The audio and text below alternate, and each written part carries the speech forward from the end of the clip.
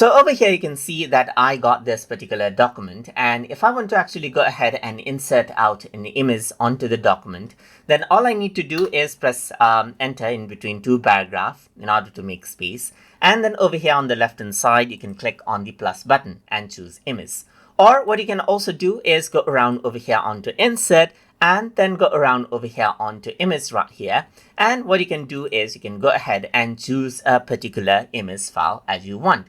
And if you were to go ahead and click on open, then what happens is that it loads up, as you can see right here, just like this. So now around over here, you can see that this is inserted as a text. So you can go ahead and press space to go ahead and change its location. You can click on it and even go ahead and resize this out as you wish as well. You can go around over here and place it wherever you want by pressing the space bar, or you can go ahead and click and drag this out as you want as well. If I were to go around and click right here and then double click on it, you can see that you get a preview right here just like this. Then you can even rotate out in the preview just like this as well. So that is how you can go ahead and insert out image into the document in Terabox. So I hope you guys learned something as always. And as always, please like, comment, share, and subscribe.